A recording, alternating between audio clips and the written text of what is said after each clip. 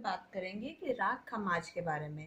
राग खमाज क्या होता है, उसकी क्या विशेषताएं हैं, ये हमारा परिचय है। राग खमाज के पहले हम लोग परिचय पढ़ेंगे, ठीक है। फिर उसके बाद हमारे उसमें आती है मसीद खानीगत, रजा खानीगत, धुन, ये सारी चीजें आती हैं, ठीक है।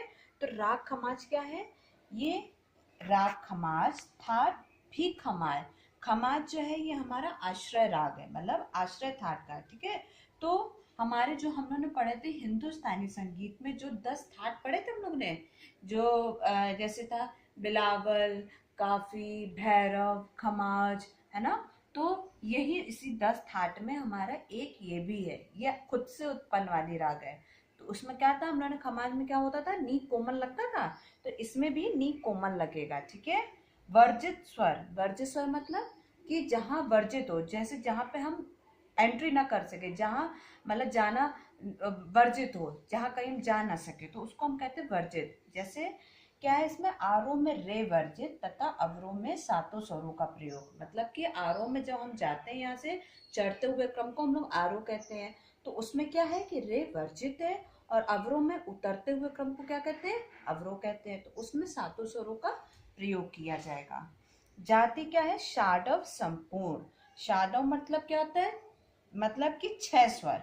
शाडव मतलब 6, संपूर्ण मतलब 7। तो इसको हम लोग जाति शाडव संपूर्ण, ये तो याद ही करना पड़ेगा, साथ में ब्रैकेट में लिख सकते हैं 6। शाडव मतलब 6, संपूर्ण मतलब 7। कि 6 मतलब आरोह में मेरे 6 स्वर लग रहे हैं और अवरोह में मेरे सातों स्वरों का प्रयोग हो रहा है, ठीक है। फिर क्या है, वादी गा, संवादी नी, ठीक है। वादी मतलब जो मेरा मुख्य स्वर, जिसको हम कहते हैं राजा, जिसे जो रागकार जो राजा होता है उसको हम लोग वादी स्वर भी कहते हैं, वो हमारा क्या है, गा। गा मेन स्वर है, और गा के बाद जो मंत्री कहलाता है, राजा के बाद मंत्री होता है, वो हमारा होता है संवादी, तो वो नी है, ठीक है। गायन समय रात्रि का दूसरा प्रहर। गायन मतलब इसको हम लोग कब गाते बजाते हैं, रात में दूसरे प्रहर पे, ठीक है। इसकी प्रकृति क्या है, चंचल, मतलब ये चंचल प्रकृति की राग है, ठीक। अब इसमें आपका जो है राग खमाज जो है, इसमें हम लोग आरोह में शुद्ध नी का प्रयोग करते हैं, मतलब इसमें दोनों नी का प्रयोग किया जाता है। ये चीज आप कॉपी में नोट कर लीजिए सारी चीजें, कि राग खमाज में आरोह में शुद्ध नी का प्रयोग करते हैं तथा अवरोह में हम कोमल नी का प्रयोग करते हैं, ठीक है। ये इस तरीके से लिखेंगे तो आपको चार्ट बना लेंगे, आसानी होगी, फटाफट इससे याद भी हो जाएंगी चीजें।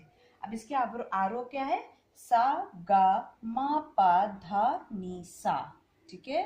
अवरोह सा कोमल नी, धा पा मा गा रे सा, ठीक।